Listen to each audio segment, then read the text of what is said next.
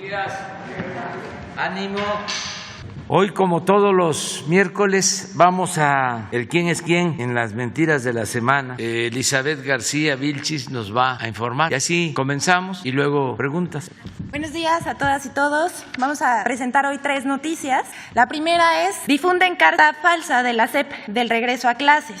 Una vez más, el periódico El Universal publicó el 12 de agosto pasado información falsa. Se trata de una supuesta carta compromiso sobre el regreso a clases que la misma Secretaría de Educación Pública desmintió. Esa información inventada fue difundida por medios y comentaristas. El objetivo de difundir el documento era apuntalar la crítica contra el Gobierno de México por el regreso a clases.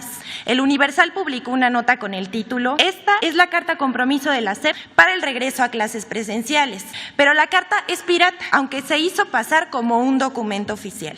Aquí está la nota del Universal, la podemos ver en la pantalla, y la supuesta carta compromiso, obviamente falsa. La nota describe la supuesta carta en la que señala que los padres de familia deberán revisar todos los días al menor si el menor tiene síntomas relacionados con el COVID-19. A partir de esta nota se desató un debate sobre la responsabilidad del gobierno en la seguridad sanitaria de los estudiantes menores de edad. Aquí vemos también en pantalla periodistas y medios que difundieron la noticia falsa. Aquí hay un tuit de López Dóriga, Denise Dresser, Azucena Oresti, el periódico Milenio. A pesar de que la SEP advirtió que la carta era falsa, ni el periódico, ni otros medios, ni comunicadores que la publicaron desmintieron o aclararon el asunto, aunque otros medios publicaron otra carta que también resulta falsa, porque no es un documento oficial. Sobre este asunto ya lo aclaró el presidente de la República, Andrés Manuel López Obrador,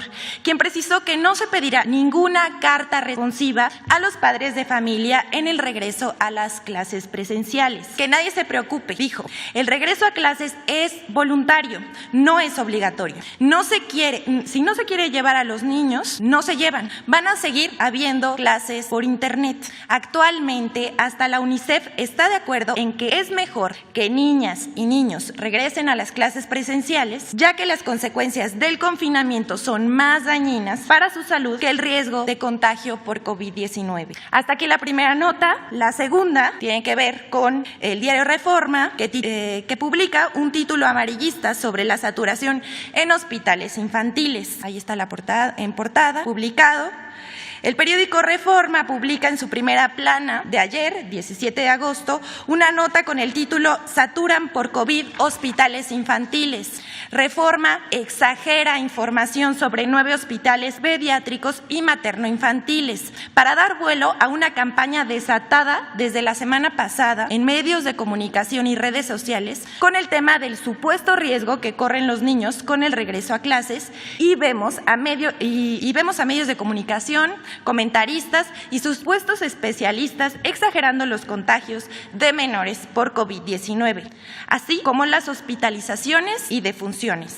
Aunque cualquier muerte nos duele y nos solidarizamos con las familias que han perdido un ser querido, precisamos que la situación de los menores respecto a la pandemia no es como la pintan hoy los medios de comunicación y opinadores. Si tomamos en cuenta la información del IMSS, la institución de salud más importante del país, podemos tener una mejor perspectiva del tema. De 7,605 hospitalizados que había el día de ayer en todo el país, solo hay 128 menores de 19 años.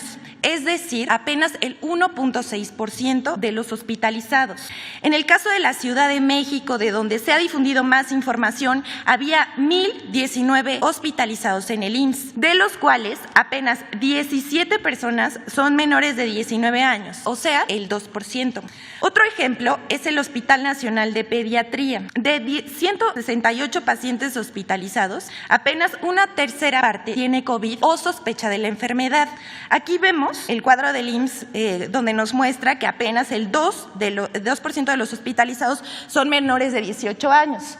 Vemos ahí la gráfica del pastel, que el 58% de los hospitalizados, esta gráfica es de ayer, tiene mayor a 50 años, 58%. De rango de edad de 31 a 50, el 33% de los hospitalizados. De 19 a 30 años, el 7%. Y solo el 2% son menores menores a 19 años. Es importante destacar que se trata de una verdadera campaña por causar miedo entre la población sobre el asunto del aumento sin control de los contagios de niños y niñas y dar la impresión de que se está saturando los hospitales infantiles por el COVID-19, lo cual no es verdad, es falso. La semana pasada comenzó a difundirse información y desinformación sobre los contagios de COVID en menores. El miércoles 11 de agosto, el periodista Ciro Gómez Leiva, en su programa de Radio Fórmula, divulgó que el Hospital Infantil de México Federico Gómez estaba al 100% de su capacidad, lo cual fue desmentido por el hospital y por la Secretaría de Salud, pero de poco sirvió, porque esa noticia comenzaba a difundirse en medios de comunicación y en redes sociales. Aquí vemos el tuit de Ciro Gómez Leiva y varias notas que hicieron ecos de esta información falsa. Está el hospital, está Televisa, Infobae y Vanguardia MX. También queremos hacer la aclaración, el hospital ese día, 11 de agosto, tenía el 70% de las camas ocupadas solamente de COVID, que eran 18 de 26 camas. La última nota dice, medios toman unos datos y omiten otros para concluir que aumentó en 12% la población sin servicios de salud. Bueno, aquí las notas, entre los que se encuentran Joaquín López Dóriga, Expansión Política, El Financiero, El Heraldo, Animal Político, entre otros. Tomando en cuenta los datos del Coneval, los medios difundieron que 35 millones de mexicanos carecen de acceso a la salud y que esa situación había aumentado 12% entre 2018 y 2020. Todo eso no es verdad. 99% de los mexicanos que demandaron un servicio de salud fueron atendidos según los mismos datos de Coneval. Hoy el derecho a la salud es universal y cualquier mexicano tiene derecho a ello. Antes existía el Seguro Popular, pero no era para todos y tenía que pagarse una cuota. Hoy la atención y los medicamentos son gratuitos para todas y todos los mexicanos que la soliciten. Pero aclaramos, el Coneval hizo 2 preguntas sobre salud en una encuesta sobre pobreza multidimensional. Una pregunta sobre acceso a la salud. Ahí el Coneval registró que las personas sin acceso a la salud habían aumentado 12%. Esto es porque muchos desconocen que tienen derecho a cualquier servicio público de salud si lo solicitan, pero al no contar con una credencial o un seguro por escrito, respondieron que no tenían acceso a servicio de salud. El INSABI es una institución creada apenas hace 8 meses para promover el acceso universal y gratuito a los servicios de salud para la población sin seguridad social. Además de que en 6 estados no han aceptado el INSABI: Aguascalientes, Chihuahua, Guanajuato, Jalisco, Nuevo León y Tamaulipas, lo que explica la falta de conocimiento de muchas personas sobre su derecho a los servicios públicos de salud. Pero hay otra pregunta que registra el Coneval sobre el acceso a los servicios de salud que es más relevante. Durante 2020, en plena pandemia, 47.9% de la población nacional, es decir, 60.7 millones de personas, refirió haber tenido algún dolor, malestar, enfermedad o accidente, de los cuales 41.7 millones buscaron que los atendieran en un servicio de salud y fueron efectivamente atendidos el 99.5%, es decir, 41.5 millones. En síntesis, 1 de cada 3 mexicanos recibió atención en un servicio público de salud, cifra que debe entenderse por la situación de emergencia sanitaria en 2020, donde los servicios públicos asumieron el mayor peso en la respuesta a la COVID-19, en el que se redujo la movilidad de la población e incrementó su temor al riesgo de contagiarse en las clínicas u hospitales. La difusión de esta noticia tendenciosa tuvo un eco en medios impresos de radio y televisión. Y también, nadie o casi nadie informó del dato del 99% de las personas que solicitaron un servicio de salud lo habían obtenido. Incluso el director de Excelsior, Pascal Beltrán del Río, en su programa de radio dijo que lo único que se hizo en este gobierno es quitarle el derecho a la salud de los más pobres. Pero a propósito de él, queremos compartir este tuit tuit que fue citado ayer por el presidente de la República, se trata de una síntesis de lo que a su leer entender es la cuarta transformación. Saque usted sus conclusiones. Aquí el tuit. Leer por adoctrinamiento, comer frijoles, poseer un solo par de zapatos, la receta de la 4T para ser feliz. Válgame. Y agrega en otro tuit. Y no aspirar a nada. Que no exagere. Solo queremos transformar México. ¿Es cuánto, presidente? Estamos 2, 3, 4, 5, 6 la compañera. Vaya la segunda vuelta. Buenos días, presidente. Celsin Juárez, de Cilinea MX. Se han comunicado con el medio extrabajadores del ferrocarril del Istmo de Tehuantepec, específicamente aquellos que trabajan en el tramo Palenque-Mérida. Ellos fueron liquidados cuando comenzó esta construcción del Tren Maya. Están preocupados porque no saben si ahora que inicie funciones el Tren Maya van a volver a ser contratados para trabajar. Ahí son al menos 200 trabajadores sindicalizados de confianza entre talleristas y personas de mantenimiento que esto les preocupa, ¿no? Saber su postura al respecto. Y también mi otra pregunta, ayer hubo críticas de algunos simpatizantes suyos por la designación de Brenda Lozano por parte de la Secretaría de Relaciones Exteriores como la nueva agregada cultural de la Embajada de México en España, ya que la acusan de haber emitido críticas, burlas y faltas de respeto hacia usted hasta hace algunos meses, y bueno, pues ahora va a ser el gobierno y su gobierno y a usted al que va a representar ahí en España. Bueno, sobre lo primero, hay muchas posibilidades de empleo en toda la ruta del Tren Maya. Es cosa de ver con quienes están construyendo, van a operar el Tren Maya, y también se va a rehabilitar la vía de Palenque a Coatzacoalcos. Se está construyendo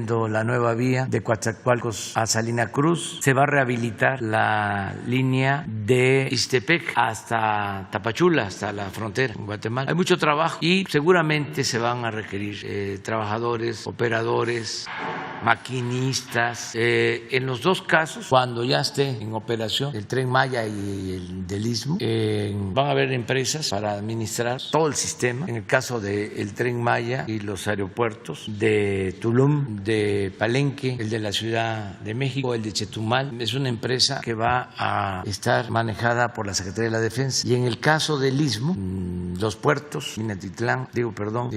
Coatzacoalcos, Salina Cruz y los ramales del Istmo hacia Guatemala, hacia la frontera, y de Coatzacoalcos a Palenque, los 10 parques industriales, todo manejado por una empresa en la que va a ser socio mayoritario la Secretaría, va a ser socia mayoritaria la Secretaría de Marina, y van a ser socios también los gobiernos estatales de Chiapas, de Tabasco, de Veracruz, de Oaxaca.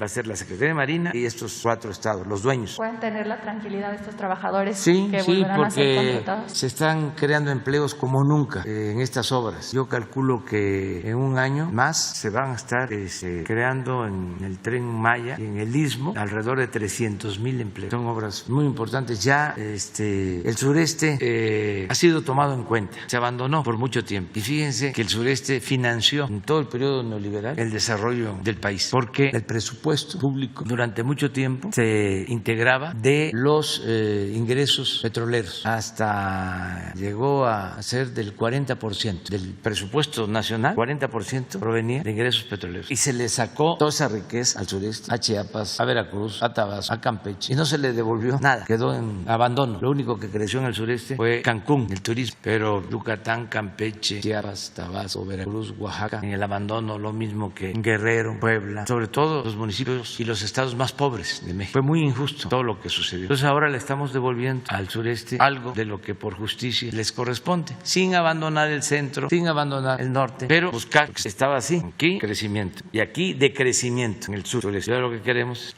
mejor dicho, que suba el sur y el sur, y es lo que está pasando.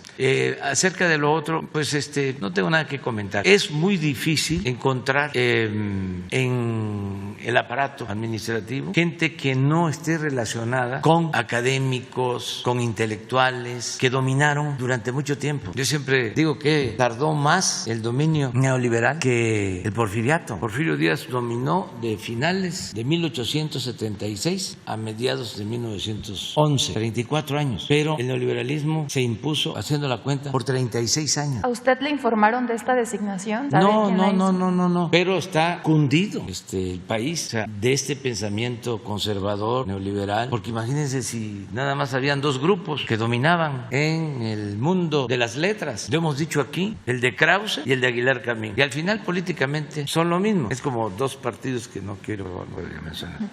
Aparentaban ser distintos, ¿no? O es como la diferencia que hay entre la Coca-Cola y la Pepsi-Cola. Entonces, esos dos grupos monopolizaban, pero se metieron en la academia, todo, hasta los centros públicos de enseñanza, se metieron a la UNAM. Hay ese pensamiento dominante, que no estaba cuando yo estudié. ¿No le interesa? Sobre todo en la ciencia social. Presidente, que se haya hecho críticas a su gobierno, que se haya incluso burlado de... Es que desgraciadamente tenían predominio de todo, en hacienda, en agricultura, en economía, en relaciones exteriores. No, una vez en una celebración de independencia hubo un embajador que gritó ¡Viva Iturbide! Entonces está lleno, hay que ir poco a poco, sin excluir, dándole oportunidad, sobre todo a los jóvenes que no están tan influenciados por el pensamiento conservador, porque no solo, con todo respeto, era el ITAM y el Tecnológico de Monterrey, era, ¿cómo se llama este organismo público? El CIDE, que era lo mismo.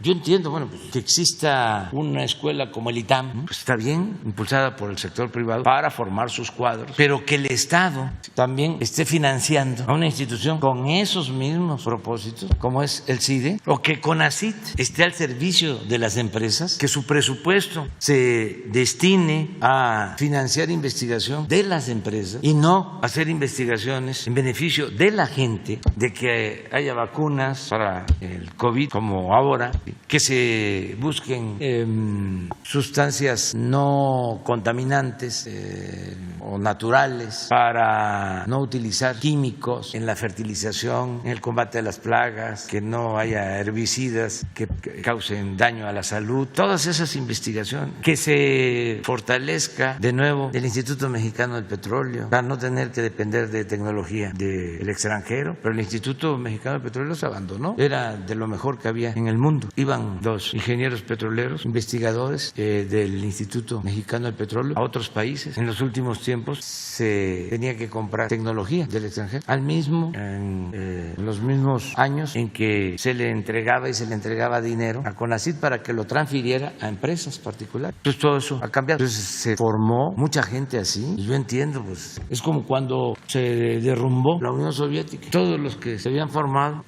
con esa concepción, con esa ideología, pues se sintieron abandonados, como que cayeron en el vacío, se quedaron colgados de la brocha. Pues es ahora lo mismo. Imagínense, le están diciendo a los jóvenes, los están formando para hacerle caso al Fondo Monetario Internacional, y de que si hay una crisis, la receta es darle a los de arriba, porque así, si les va bien a los de arriba, algo les va a llegar a los de abajo, y que el Estado no debe de intervenir, que incluso debe diluirse y solo utilizarse para reprimir, y que todo lo tiene que resolver el mercado, y que la Constitución y las leyes deben de estar al servicio de los particulares, que ya no hay interés público, que ya no existe el derecho constitucional o el laboral o el agrario, que eso es anacrónico. Lo forman así. Lo importante es el derecho mercantil, fiscal, todo lo que tiene que ver con el libre mercado. Entonces nosotros decimos, a ver, vamos a regresar con las condiciones actuales a que se atienda a la gente, a que apoye a la gente, que no se apoye nada más a los de arriba, que apoye a los de abajo hacia arriba. Por ejemplo, Ciro y Pascal, ¿por qué están en contra? Porque trabajan en una empresa que maneja hospitales privados, entre otros negocios. Entonces, pues es normal que estén en contra de nosotros, que estamos planteando que la salud sea un derecho para todos, la atención médica, medicamentos gratuitos, porque el modelo era a privatizar todo, la salud, la educación, la seguridad social, bueno, hasta las cárceles las privatizaron. Entonces, si esa formación se mantuvo durante mucho tiempo, pues siempre genera desconciertos cuando decimos, pues ya no va a ser así, y por eso hay estas falsedades. Además, está lloviendo de Reforma, pero no la nota para ver si no pones el periódico, porque no solo es la nota de la de Ciro, cualquier día, pero esta donde está Ciro, mire, esto de cuándo es. Esta es la nota que se discutió. Yo veo las 8 columnas. ¿Está igual? ¿Hay cariño o no hay cariño? Nos quieren, ¿verdad? Nos dedican todo. Pues imagina, yo soy de Tabasco. Conozco el Triunfo desde hace como no voy a decir tanto, pero como hace 50 años. No, sí, el triunfo es Balancán, está en los límites de Tabasco, Campeche y muy cerca de Guatemala. Allí, en los años 70, inició un plan que se llamó el Plan Balancán. Como no había mucha gente, como sucedía en el sureste y en otras partes, mucha tierra y poca gente, se impulsó un plan de colonización. Entonces, ahí en el Plan Balancán recuerdo un ejido que se llama Patingán, fueron de Michoacán. Esto sucedió en esta región de Tabasco y también en Campeche. Hay colonos de Veracruz, de Michoacán, de Jalisco, de Guerrero, Chiapas, Tabasco, Campeche, Quintana Roo, en los años 70. Entonces se empezó ahí con el Plan Balancán. Hace 40 años se abandonó. Cuando la política neoliberal se abandonó por completo el plan. Recuerdo que iba yo a las comunidades del plan, porque conozco todos los pueblos. Tengo muchas anécdotas de un personaje que sabía cómo llamar al tigre, al jaguar. Y ahora se está apoyando como nunca. Les decía que cuando visitaba yo las comunidades empezaban a emigrar centroamericanos y los veían pasar los pobladores, campesinos, ejidatarios del Plan Balancán, pero nada más pasaban de Guatemala. Como se abandonó el plan, luego ellos hicieron lo mismo y se quedó sin gente el plan. Muchos se fueron, abandonaron las tierras. Entonces ahora estamos apoyando, como no se hacía en mucho tiempo. Ahí hay miles de sembradores. Ahí tenemos viveros de la Secretaría de Defensa y se están sembrando plantas, árboles, frutales, maderables.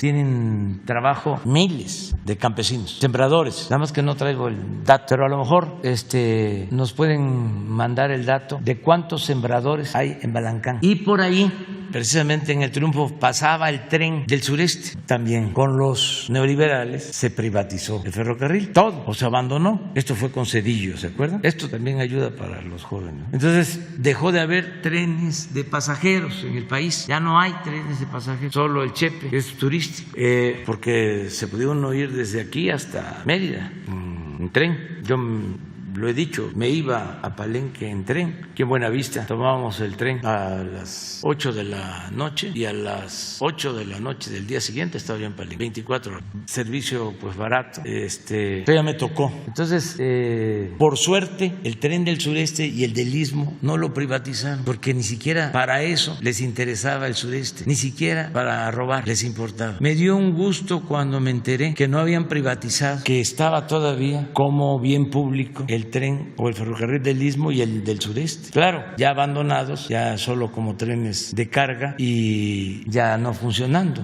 completamente en el abandono. Porque dos grandes empresas extranjeras son las que ahora dominan todos los ferrocarriles. Estamos hablando de concesiones de más de 20,000 kilómetros. Cuando yo termine el gobierno, voy a tener la dicha, sí, desde luego lo decide el pueblo, que yo continúe después de la revocación del mandato, de que voy a entregar como 2,000 kilómetros de vías férreas con trenes de pasajeros modernos. Pero bueno, regresando, esta es una estación, 20,000 sembradores en Balancán. A lo mejor lo dice ahí el Reforma. Entonces, ahora se está modernizando la vía, se está haciendo el Tren Maya. Ahí, en el Triunfo, va a haber una estación y eso le va a dar vida de nuevo al Triunfo, porque ahí cerca hay muchas zonas arqueológicas mayas. Hay una zona arqueológica cerca que se acaba de descubrir, que tiene una extensión de muchos kilómetros, de lo más importante desde el punto de vista arqueológico, de los nuevos descubrimientos. Salió hasta en una revista internacional esta zona cerca del Triunfo. Y por ahí, no muy lejos, hacia Candelaria, está una zona arqueológica que se llama el Tigre Maya, también muy importante. Entonces, eso es el Triunfo.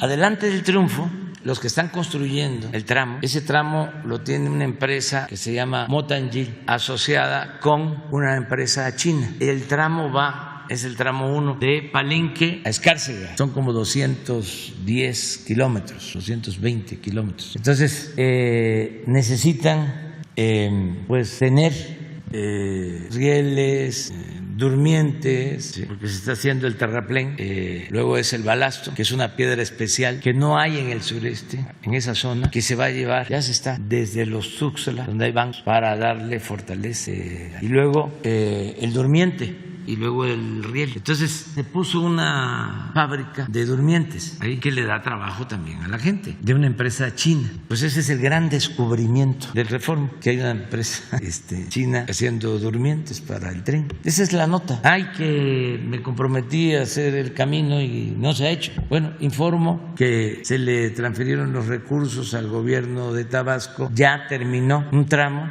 y está en proceso de construcción el resto, para informar bien. Pero podría yo aquí explicar, ¿no?, a detalle todo. Sin embargo, baste con ver la información principal. ¿Cuándo habían visto que un reportero de El Reforma fuese hasta los límites con Guatemala a hacer un reportaje? Nunca. No hacen estos reportajes. Pero ahora es donde reciben alguna información y lo estoy comentando para que los del Triunfo y los de Balancán lo sepan, porque los del Triunfo y los de Balancán pues, están contentos con la obra del tren y también con el Sembrando Vida, nada más que los que no están contentos son los del Reforma. Entonces, la otra, ¿es de cuándo? De hoy. Miren, sí, la carretera prometida es esta de Balancán, que ya dije que se avanzó y que se sigue trabajando. Y lo otro, 12 días aumenta la confusión por clases. A 12 días. Pues no hay ninguna confusión. Es toda una campaña de desprestigio, infundir miedo, pero no es porque les importe la salud de los niños. Recuerdo a Claudio X González que decía, qué barbaridad, los niños se quedan sin clases, los niños de Oaxaca, como si le importaran mucho los niños. No, estaba en contra de la CENTE y a favor de la privatización de la educación. Ahora es lo mismo, como si les importaran los niños. No, están en contra de nosotros. Eso es todo. Mañana, por cierto, para que no haya confusión, van a estar aquí de Gobernación, que hicieron un estudio de la UNICEF y de la SEP para probar el daño que causa el que los niños no asistan a la escuela, fundado con pruebas, con argumentos, porque todo esto no tiene ninguna fundamentación, nada. Ya ven lo que hablan de cuántos niños contagiados, todo en exceso. Y claro que sí hay mucha gente que yo les ofrezco disculpas a un sector de la clase media, les ofrezco disculpas por decir de que se dejan manipular, que no se molesten conmigo, que despierten, que es de sabios cambiar de opinión.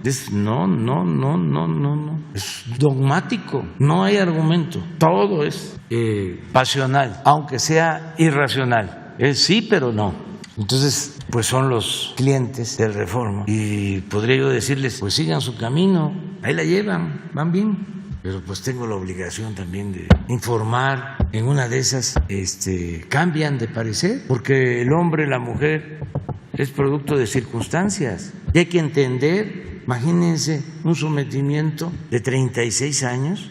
No es poca cosa. Acuérdense lo que decía Goebbels, el jefe de la propaganda de Hitler. Una mentira que se repite muchas veces puede convertirse en verdad, pero desde antes lo usaban los conservadores. Aquí en México, Lucas Alamán, esa carta a la que hago referencia, que es una joya, en donde le dice a Santana, que estaba en el exilio, después de la gran tragedia, luego de que nos habían quitado la mitad del territorio, después del gran zarpazo, que Santana se tiene que ir al exilio. Lucas Alamán, el ideólogo principal del conservadurismo, le escribe y le dice, regrese, no se preocupe, nosotros manejamos la opinión general, porque nosotros tenemos el control de los principales periódicos de la capital y de las ciudades del país. Pero estamos hablando de 1853-54, mediados del siglo XIX. Y en efecto, traen los conservadores de nuevo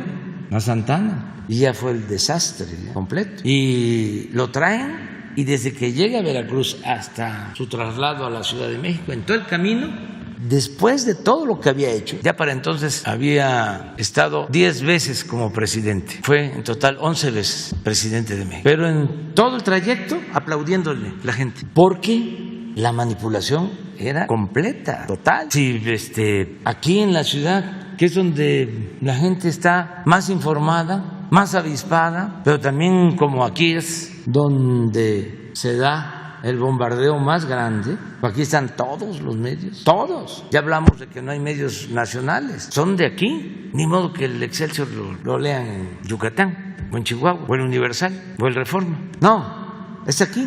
Y las estaciones de radio que hay aquí, pues son numerosas, más que en cualquier otra parte. Y aquí es dale y dale y dale, día y noche, día y noche. Pues sí, confunden, aturden, obnubilan, atontan. Entonces, sí, es importante esta sección, muy importante, porque hay que enfrentar esta pandemia para que se tome conciencia. Y hay quienes pues vivían de la corrupción, pues esos, aunque no nos guste, tienen un motivo para defender al régimen corrupto. Pero el que no vivía de la corrupción, ¿cómo va a estar pidiendo que regresen los corruptos? No, ya con eso. Señor presidente, buenos días. Ahorita que toca usted el tema de apoyar a los más pobres, de apoyar a los trabajadores, quisiera actualizarle una información del caso que conocemos y que incluso usted ha citado que ya se resolvió y que no es así. El pasado 6 de julio se firmó en la Secretaría de Gobernación un acuerdo para lo de la mina de Cozalá, la mina San Rafael. Estuvo la Secretaría de Gobernación, la Secretaría del Trabajo, la Secretaría de Economía, los accionistas, el embajador de Canadá, los representantes de los trabajadores, el senador Gómez Urrutia. Pero ya se terminó la inspección que hizo la Secretaría del Trabajo. Aquí tengo el documento que lo comparto, pero la mina sigue cerrada. Los trabajadores mineros, las trabajadoras mineras, que hay muchas, le piden nuevamente ayuda. La Secretaría del Trabajo hace las observaciones, ahí anota, asienta que no hay condiciones de seguridad para realizar labores de limpieza. Las trabajadoras tienen que recolectar el agua de las goteras para limpiar los pisos, para limpiar los baños, todo eso. Las condiciones son muy lamentables. Los empresarios canadienses insisten en que el movimiento fue ilegal, pese a que se llevó todo un proceso que ya se ha expuesto aquí, que usted lo conoce muy bien, y dicen que ellos se tienen que imponer, que van a hacer lo que ellos quieren. No quieren pagar salarios caídos, daños. Se están dando el lujo de meter a 92 trabajadores y un nuevo sindicato, blanco, obvio, ilegal porque hay un recuento y se ganó, usted lo ha citado incluso, pero está encabezado por Carlos Pavón de la CTM, por Javier Villarreal, que son los mismos que están allá en Cananea y que le piden apoyo, pero allá cooperan, acá no cooperan, seguramente van a hacer lo mismo, y los trabajadores mineros lo quieren alertar. Los accionistas, Darren Blasutti, que estuvo en la Secretaría de Gobernación también, que firmó, y Pierre Lassonde, aseguran que ellos son los que mandan en la zona, que son los que mandan en Cozalá, en todo Sinaloa, y que ellos se van a imponer por encima de lo que decidan las leyes en México, o lo que establecen las leyes en México. No, eso sí calienta. Otra vez, ¿verdad? De esto, los trabajadores, obvio, pidieron ya el apoyo a los Steelworkers, a esta asociación importantísima en Estados Unidos, en Canadá, en Inglaterra. Incluso ya les contestaron que los van a apoyar nuevamente y van a empezar a hacer una serie de movilizaciones en Washington, en Estados Unidos, en Canadá, para que se respete la voluntad de los trabajadores en México, que además está apoyada en la ley. Esa es la parte que le quieren comunicar, ¿no? Porque ellos aseguran que no se vale, que pues, usted a veces ha dicho, ya se resolvió el caso, ya abrieron esto, y realmente no está abierta la mina. Dice, no queremos que el señor presidente no tenga esta información. Sí. Esa es la actualización. Entonces le plantearía dos cosas más, señor presidente. Vamos a seguir con esto, vamos a seguir. Pero mire, son polvos de aquellos lodos. Es el mismo pleito de el señor Pavón con el señor Napoleón. O sea, para que los que nos están escuchando, y por respeto a ellos, se tenga toda la información, porque hay que ser lo más objetivo posible. Cuando se expulsó a Napoleón Gómez Urrutia, se le mandó al exilio. Los que lo expulsaron apoyaron a otro dirigente, a este señor Pavón, que había estado antes con Napoleón. O sea, esa es la historia en general. Entonces regresa Napoleón, tiene el sindicato que le corresponde, o sea, porque así lo deciden los trabajadores, y existe el otro sindicato que se creó o se alentó cuando la salida de Napoleón. Entonces hay estas dos organizaciones que se están enfrentando por, se le llama en el derecho laboral la titularidad de los contratos, en esta mina o en otra. Entonces yo les pido que todos ayuden y que no es un asunto maniqueo de buenos y malos, sino que todos ayudemos, que ya hay una etapa nueva. Lo mismo los empresarios. Sí. Y vamos a seguir insistiendo, vamos a que continúe la Secretaría de Gobernación, la Secretaría del Trabajo, conciliando, buscando acuerdos para que no se afecte a los trabajadores, porque ellos son los afectados, no los líderes, no los empresarios, no el gobierno, los trabajadores, pero de manera sincera, no es como acabo de decir, ay, los niños, no, sí, auténticamente se afecta a los trabajadores y se afecta también al comercio en Cozalá, en toda la región, nada más porque los señores de arriba, de la cúpula, no se ponen de acuerdo o no quieren respetar la ley. Entonces vamos de nuevo a pedirle a la secretaria de Gobernación, a la secretaria del Trabajo, ya, y es más, que vengan aquí y que expliquen quién es el que no quiere aceptar la resolución legal, y aquí vamos a llamar a quien no esté ayudando a que cambie de parecer, si les parece. Perfecto. Y, perdón por no presentarme, Urbano Barrera, del diario Ovaciones, señor presidente. Otros dos temas muy rápidos que tienen que ver con concentración y privilegios. Uno es el de la EMA, la Entidad Mexicana de Acreditación. Esta opera con un permiso que le dio la entonces SECOFI desde hace 26 años. Son muchos los casos que seguramente usted está revisando a lo largo de todo el proceso. Es la única que da servicio para revisar acreditaciones de quienes necesitan certificaciones de normas en México. Aunque es particular, pero el financiamiento pues proviene del gobierno. Desde hace 26 años está dirigida por Maribel López Martínez, pero no han desarrollado toda la infraestructura que se necesita en el país, y la asociación, obvio, al no desarrollar toda esa infraestructura, pues hay muchos productos que no se certifican y mucha gente está en riesgo en el país. Los participantes en el sector pues le piden que se haga una revisión y que se vea todo este problema en esta asociación. Ese es el otro punto. Una investigación. Hace unos días, hace unas semanas, se designó a Óscar Moreno Villatoro como administrador central de control y seguridad institucional en el SAT. Pareciera que no ocurre nada, pero este servidor público, este funcionario, está ligado a Genaro García Luna, a Ramón Eduardo Pequeño García, y formó parte de los 20 investigados por la asignación de contratos para reclusorios, a los que usted también ha manejado. También pues le piden que se haga una revisión por ahí a ver qué está ocurriendo, señor presidente. Muy bien. Sí, pues lo primero es lo de la norma, que lo vea la Secretaría de Economía, y lo otro del SAT, que se haga la investigación, y si el señor participó con García Luna, pues no debe de estar ahí. Perfecto. Sí, porque, como usted decía, ¿no? Que el elefante todavía no camina Sí, muy lento, sí, que se le están metiendo no, por ahí. No, y es que nos tienen que ayudar todos denunciando. Hay que denunciar, porque fue mucho tiempo de corrupción, mucho tiempo. Entonces limpiar cuesta. Hemos avanzado muchísimo. Miren, pañuelito blanco. Ya no hay corrupción arriba. Les voy a decir algo que comento en un mensaje que va a salir ahora. Porque viene el informe y por ley nos permiten transmitir mensajes una semana antes y una semana después. Así es, ¿verdad? Todavía no tienen terminado ese de... ¿Lo tienes? El de en este palacio ya no hay ladrones. A ver, ¿lo puedes poner?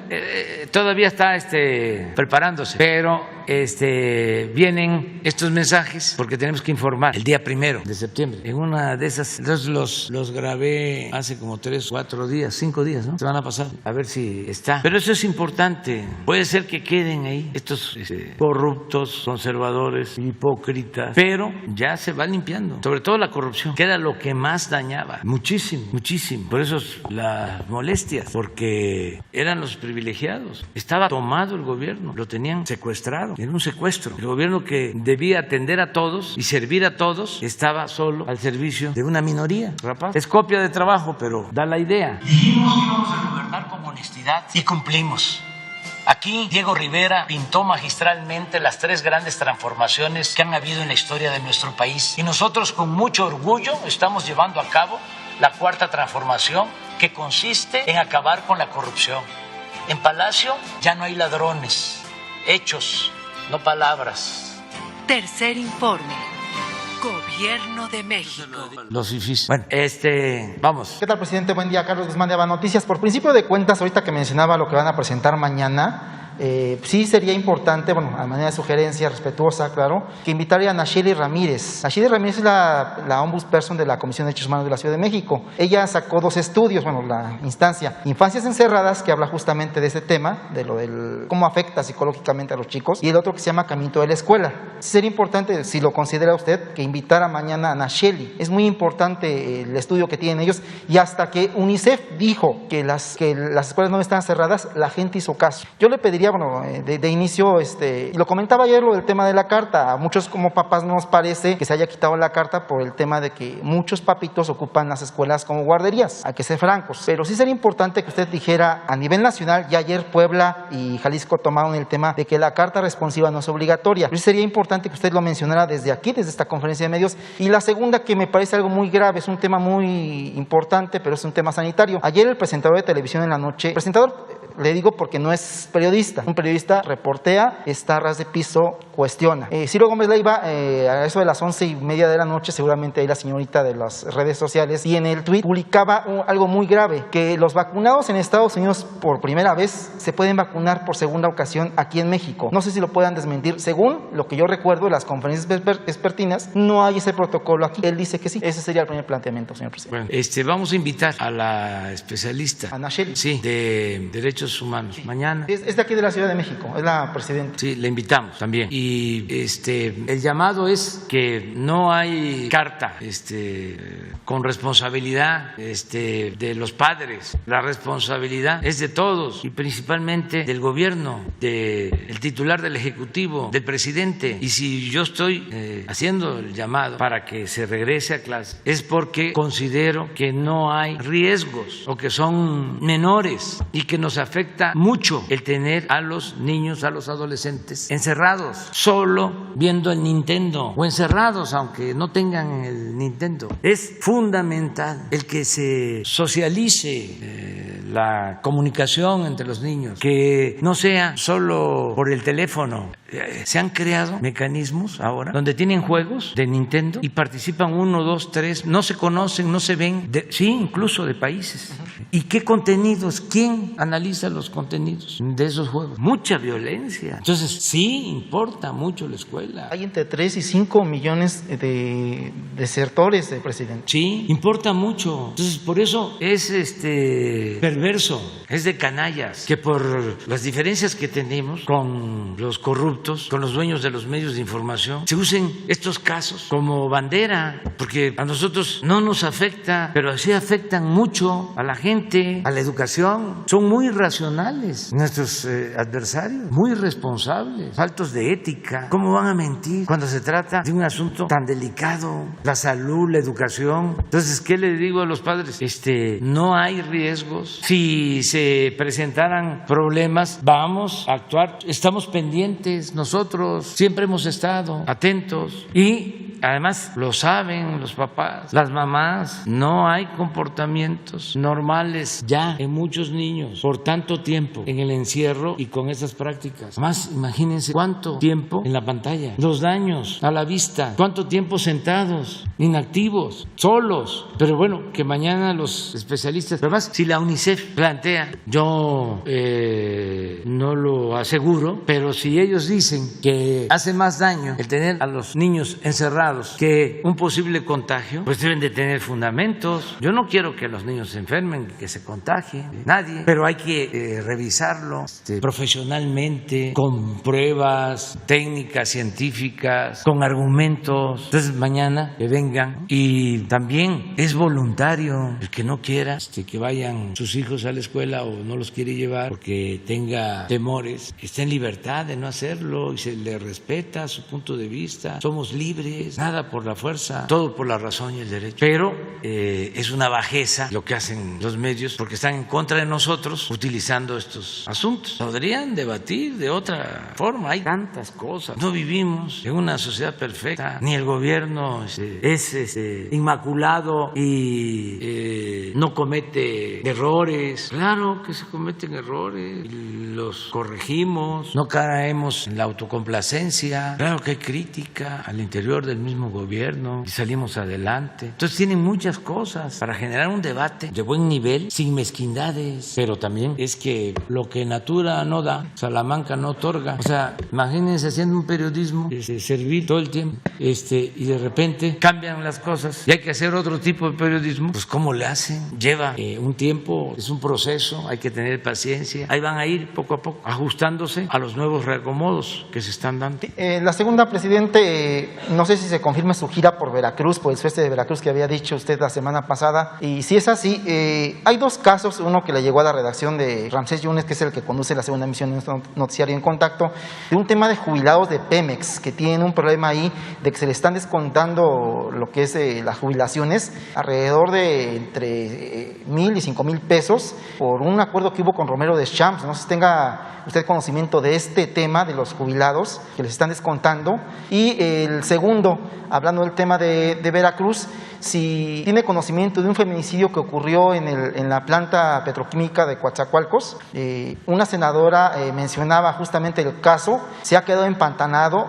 No sé si usted tenga conocimiento de ese tema, señor presidente. Voy a estar allá, voy al Istmo, pero hasta el día 18 y 19, vamos a andar allá, 18 y 19 de septiembre, vamos a estar y vamos a conocer más sobre el caso que tú mencionas, sobre el feminicidio. Sí, y luego el tema de los jubilados es importante. Y también saber si se está cometiendo esa injusticia. Eso hoy mismo vamos a saber. Hay que nada más tomar en cuenta que ahora, como hay cambio, va a haber cambio de la dirección del sindicato, pues hay mucha propaganda, ¿no? Hay que ver si son ciertas las cosas. No lo dudo, pero no levantar falsos testimonios, ¿no? Vamos a tener la información. Y finalmente, el secretario de Marina hablaba hace algunas semanas de que ninguna persona del gabinete era honesta. Hubo un tema de una destitución de un titular de seguridad en Baja California Sur porque iba borracho. No sé si recuerda el caso. Es preguntarle, ¿no ha avanzado el tema de la destitución? Si le han sometido a usted de la consideración del caso, siendo que usted es el comandante supremo de las Fuerzas Armadas, de este caso de este general ahí en Baja California. Sí. Ya se procedió. Gracias. Ya se procedió. Y lo hizo el almirante Ojeda. O sea, él nada más me informó. Un hecho muy lamentable, porque se mancha, ¿no?, la institución. Entonces, ellos tienen pues un código de disciplina y se aplicó. Al menos eso fue lo que me informó. No sé si ya se llevó a la práctica, pero eso es lo que se iba a hacer. Buenos días, soy Maya Verbuch de Bloomberg News. La inflación en México sigue estando alta, muy por encima del objetivo del Banco Central. ¿Usted cree que el Banco de México debe seguir aumentando la tasa de interés para contener esa inflación? ¿Qué opina de su última decisión?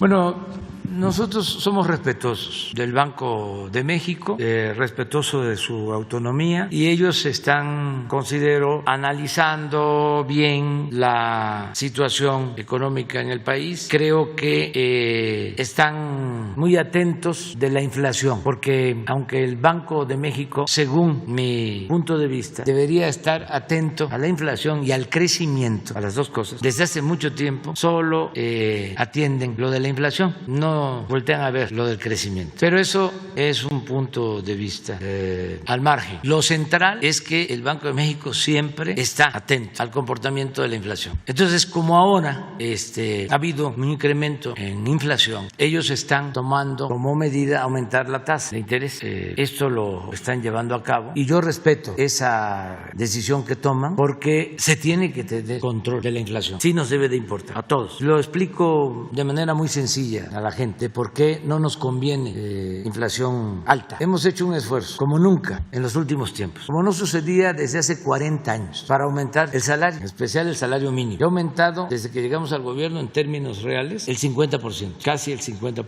Sin embargo, como en los últimos tiempos ha habido inflación, esto ha llevado al aumento en los precios de artículos de consumo básico. Por ejemplo, ha aumentado el precio de la tortilla, porque aumentó el precio del maíz a nivel internacional, que todavía hay importación de maíz y por la inflación, el aumento del gas. Entonces, aún aumentando el salario mínimo 50%, solo hemos logrado que con ese salario se compren 2 kilos más de tortilla. Cuando llegamos, un salario mínimo alcanzaba para comprar 6 kilos de tortilla y ahora alcanza para 8, a pesar del aumento del salario. Solo 2 kilos. Entonces, si se aumenta y se aumenta el salario, los ingresos, pero no tenemos una inflación controlada, pues no se gana poder adquisitivo, poder de compra. De ahí que sí es importante que el Banco de México actúe para que haya control de inflación. Ese es mi punto de vista y respeto la decisión que ellos están tomando. De todas formas, desde que nosotros llegamos, ha bajado la tasa de interés casi 3 puntos. No tengo el dato exacto. Desde que llegamos, ha bajado. Ha sido ahora, en este año, que la han aumentado 2 veces, la última vez 0.25, porque está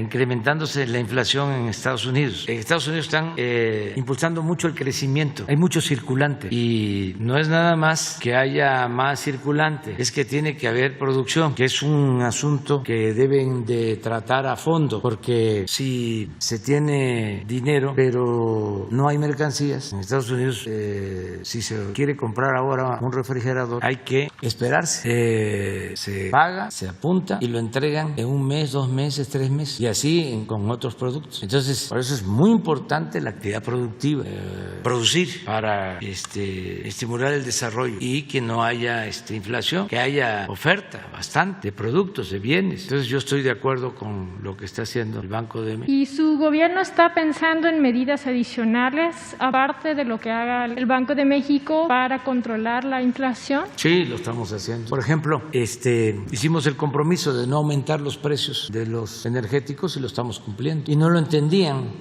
primero los tecnócratas. Aparte, ¿los energéticos tienen otra cosa previsto? Todo lo que sean bienes que podamos nosotros garantizar que no aumenten los precios, lo vamos a hacer. Por eso nuestra intervención en el caso del gas, porque estaba creciendo mucho de manera injustificada, porque se estaban quedando con amplios márgenes de utilidad, de ganancia, distribuidores, concesionarios, y por eso se decidió el precio máximo, ya bajamos el gas. Todo eso ayuda, el no aumentar el precio de las gasolinas, el no aumentar el precio del diésel, el no aumentar el precio de la luz. Todo eso es favorable y desde luego producir. Entre más producción se tenga, mejor.